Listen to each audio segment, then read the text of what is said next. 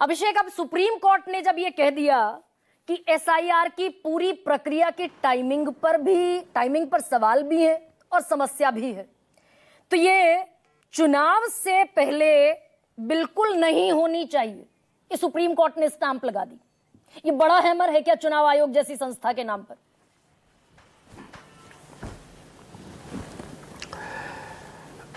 गरिमा जी, जब हम कहते हैं कि हम सुप्रीम कोर्ट के हर फैसले का, हर टिप्पणी का सम्मान करते हैं, तो हम सचमुच करते हैं।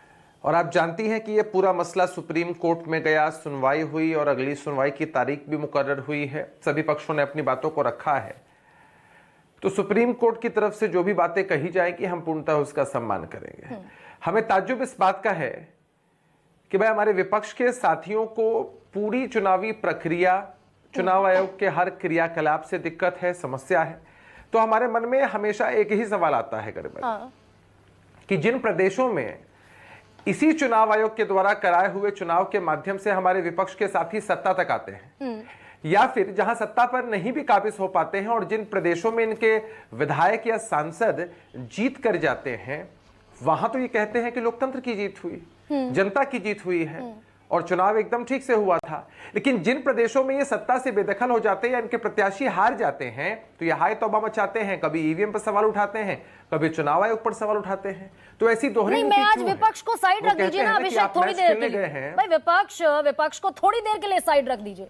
मैं इस देश की सर्वोच्च अदालत ने जो आज टिप्पणी की कि टाइमिंग पर सवाल है, चुनाव से ठीक पहले इतना इंटेंस प्रोसेस जिसमें आपत्ति दर्ज करने के लिए भी वक्त चाहिए, अपील करने के लिए भी समय चाहिए, वो समय है नहीं वोटर के पास। ये तो सुप्रीम कोर्ट ने हैमर किया आज चुनाव आयोग को। विपक्ष को छोड़ दीजिए ना थोड़ी देर के लिए। मैंने कई बार इस बात को दोहराया है कि हम लोग पॉलिटिकल पार्टी के प्रवक्ता हैं, चुनाव आयोग के प्रवक्ता तो है नहीं कि उनकी बात को रख सके यहाँ पर। और सवाल जब उन पर उठते हैं तो उनके अधिकारी बखूबी इसका जवाब भी देते हैं। 2003 में इससे पहले जब वोटर वेरिफिकेशन की प्रक्रिया हुई, 31 दिन का समय लगा। आज टेक्नोलॉजी इनहैंस हो चुकी है और दूरी घट चुकी है, तो हो सकता है 25 दिनों का लक्ष्य जो चुनाव आयोग ने रखा है उसमें मुकल्लल कर दिया जाए। और ये बातें चुनाव आयोग ने खुद ही कही है। हमें लगता है कि हमें दिशा भ्रमित होने की जरूरत नहीं है। और गरिमा जी, मैं एक ही बात कहता हूं, अभिषेक, न्यायालय जैसी संस्था, भाई जब अपर हैंड होता है तब तो आप डिफेंड करते हैं चुनाव आयोग को। चुनाव आयोग क्या संवैधानिक संस्था होने के बावजूद ये असंवैधानिक काम कर रहा था ना? भाई 326 का हवाला दिया गया कि हर नागरिक की प्रमाण पत्र जरूरी है नागरिकता की। सुप्रीम कोर्ट ने कह दिया ये आपका अधिकार क्षेत्र ही नहीं है। क्यों इसमें आप हाथ डाल रहे हो? गरिमा जी, मैंने एक लाइन में कहा है कि सुप्रीम कोर्ट की किसी भी टिप्पणी पर, किसी ऑब्जर्वेशन पर हमारी कोई प्रतिक्रिया नहीं है, हमारा कोई विरोध नहीं है।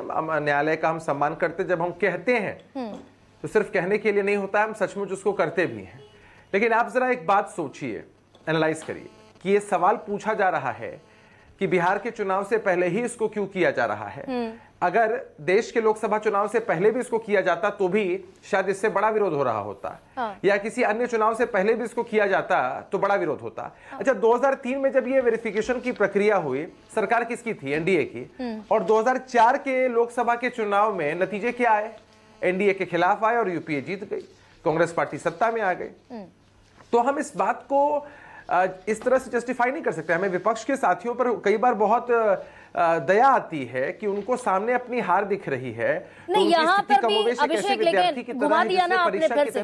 ना एक सेकेंड भाई, 22 साल पहले जब एसआईआर हुआ था तब जितने डॉक्यूमेंट्स वैलिड मांगे गए थे, ये जो 11 डॉक्यूमेंट्स आज मांगे जा रहे हैं वैलिड नागरिकता को प्रमाणित करने के लिए, सुप्रीम कोर्ट ने ये कह दिया कि ये तो मेरे पास भी नहीं है। भाई आज जस्टिस धुलिया ने कहा ना, ये कागजात जो मांग लिए चुनाव आयोग ने उठकर ऐसे ही 25 दिन की पूरी प्रोसेस है, ये तो मेरे पास भी कागज नहीं है, तो सवाल नहीं उठेगा अभिषेक। 10th की सर्टिफिकेट नहीं होगी क्या वहां लोगों के पास? या उनके माता पिता का वोटर आइडेंटिफिकेशन डिटेल्स नहीं होगा क्या? हमें नहीं लगता है कि कोई भी व्यक्ति जो ग्रेजुएट है या प्रोफेशनल के रूप में काम कर रहे हैं या किसी बड़े पद पर हैं, तो उनके पास डॉक्यूमेंट्स की कमी होगी। आप ही का सर्वे है, 14% लोगों के पास मैट्रिक का सर्टिफिकेट है। गरिमा जी, किसकी चर्चा हो रही है? हम 2003 से पहले और 2003 के बाद एक बाइफर्केशन चुनाव आयोग ने तो लगाया ही है।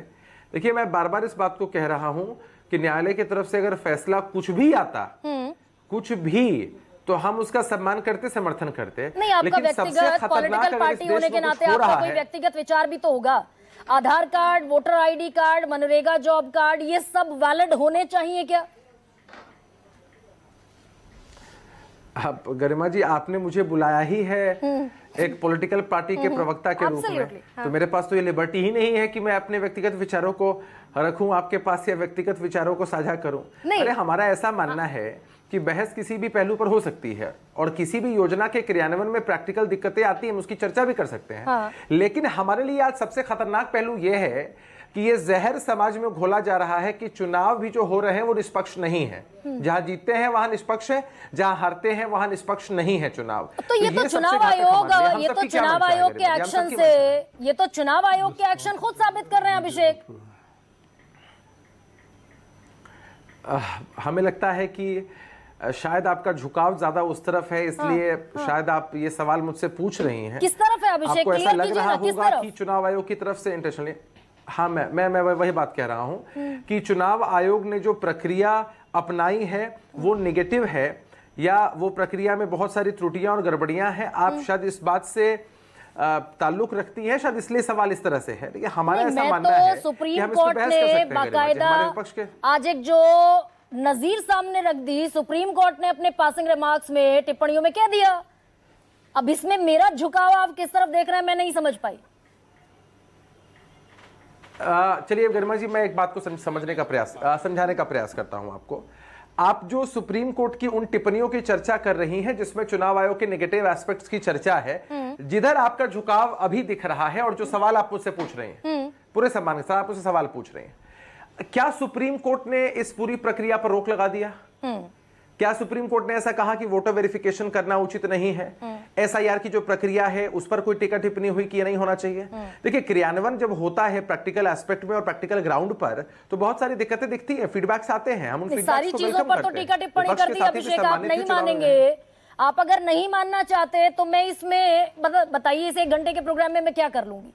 लेकिन सुप्रीम कोर्ट ने कह दिया टाइमिंग गलत है, सुप्रीम कोर्ट ने कह दिया दस्तावेजों को चुनने की प्रक्रिया गलत है, सुप्रीम कोर्ट ने कह दिया कि दायित्व के बाहर जाकर कुछ भी करना चाहेंगे तो नहीं करने देंगे, ड्राफ्ट पब्लिश नहीं कर सकते आप, आधार कार्ड, वोटर आईडी कार्ड और मनरेगा जॉब कार्ड आपको मान्य करने पड़ेंगे। सब कुछ तो सुप्रीम कोर्ट ने घुमा दिया चुनाव आयोग का। प्रक्रिया समाप्त तो नहीं करा दी, बंद तो नहीं करा दी, स्थगित तो नहीं करा दी, उसको गलत तो नहीं ठहरा दिया। किसी पॉइंट पर अगर बहस हुई तो उस पॉइंट के हिसाब से सुप्रीम कोर्ट ने दिशा निर्देश दिया। और सुप्रीम कोर्ट अगर इससे इतर भी फैसला करती ना गरिमा जी, तो मैं पूरी जवाबदेही के साथ आपको कहता हूं कि तब भी हम सुप्रीम कोर्ट के उस फैसले के साथ बड़ी मजबूती से खड़े रहते। हमने क्या कहा कि हम चुनाव आयोग के प्रवक्ता तो है नहीं, चुनाव आयोग के पदाधिकारी चुनाव आयोग की बात करेंगे।